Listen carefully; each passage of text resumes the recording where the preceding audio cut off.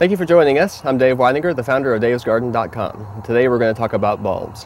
Now, when most people think about bulbs, they think about spring blooming bulbs like tulips, daffodils, and hyacinths. For good reason. These are beautiful flowers, fragrant, and often the first signs of spring each year. But there's a myriad of other kinds of blooms available for summertime and into the fall. And we're going to cover those today. We'll cover site selection, tools for installing the bulbs, fertilizers, and ongoing care. So I have in front of me bulbs, corms, rhizomes, and we're going to talk about installing these guys. Now, when you're choosing your bulbs, you want good, firm, plump, heavy feeling bulbs. If they're dry and mushy, if they're musty smelling, just throw them out. You don't want them. They're not going to be any good. Now, when choosing where to install your bulbs, you want a good sunny place. The soil should be well drained. When it rains really hard, if the water is still standing there after a day or two, it's not a good place. You're going to need to drain that area. So pick a good spot for good drainage. Now, in installing the bulbs, you're going to need to check the installation instructions that come with your bulbs. They're going to tell you how deep to plant it and how far to space it apart. Now, for installing the bulbs, you can use just a regular garden trowel that you can get at your local garden center. You might splurge though and get a better garden trowel that has a sharper edge, knife cutting edge, and a serrated side with inches that'll help you figure out how deep to plant your bulbs.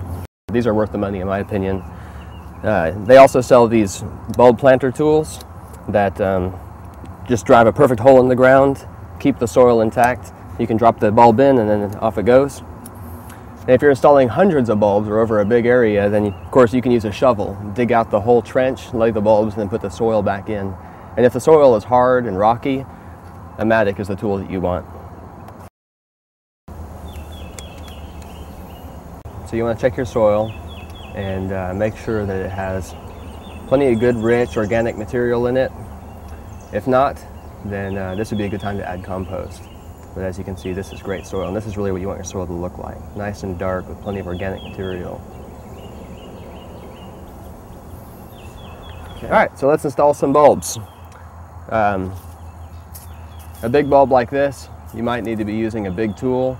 My soil is real nice and easy to work, so I'm sure this will suffice. You gotta make sure that the hole is dug nice and deep enough to cover the bulb and all the roots, getting it to the depth prescribed in the instructions. Tubers like this, try to find the eye, and you'll notice the eyes are the part that looks like a plant is starting to grow out of it. That part needs to be upright, because the plant's going to come out of it. I like to just pull the soil back and lay the tuber right in to the depth that they said. This is supposed to be 2 inches. And that's done. Now, some of the rhizomes that you might buy will have roots coming out. So for this, you're really going to want to dig a nice deep hole to get these roots down into the ground. And again, you'll notice the buds are starting to grow out, and obviously this would be pointing to the top. You're going to dig a nice deep hole because of its roots, the way it's set up. You really want these roots to get really good under the soil. Just like that. And that guy. Now we'll install this bulb. Now, I remember from the instruction packet that this one said it should be 4 inches deep. So that's the right depth. Into the ground it goes. Now it's installed. These small guys only called for a spacing of 1 inch apart and 1 inch deep. So for them, I'm just going to dig a shallow area and make a nice display with these guys. Just lay them in place, just like this. And you can also intermix your bulbs with perennials and other kinds of non-bulb plants to make really nice displays.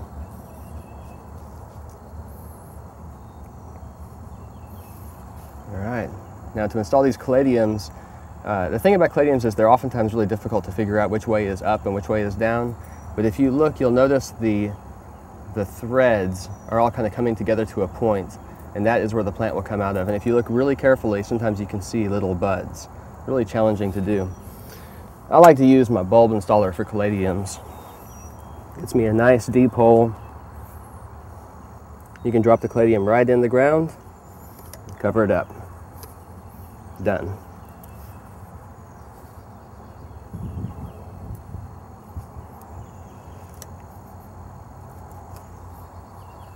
It's as easy as that. Okay, go ahead. Now, as your bulbs start to grow, some varieties are going to need to be staked, especially dahlias. As they start to grow up, they're going to fall over. So you got to have a stake, have it in place right in front of the plant, and as it starts to grow up, just tie it to the stake. A lot of people use bamboo. It's cheap. You can get it at your garden center or even some local farmers. You might also consider some of these fun, colorful stakes. You can order online. They kind of add some whimsy and color to the garden, which is fun.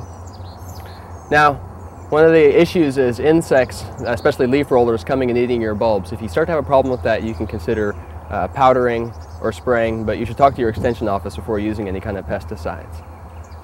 One of the biggest problems is squirrels eating your bulbs, and if you have that, this is no problem. It's easy to deal with. Just take some poultry mesh, lay it out on the floor right after you install your bulbs, and then just cover it up with the dirt. And as the squirrels start to dig into the ground to get to your bulbs, they're going to hit the poultry mesh, and they're going to be thwarted. So that's a good way to protect your bulbs. You can see there's much more to bulbs than just those early spring blooming bulbs. Today we covered site selection, tools for installing bulbs, fertilizing, and ongoing care. I hope this information encourages you to get new color and new blooms all through the summer and into the fall.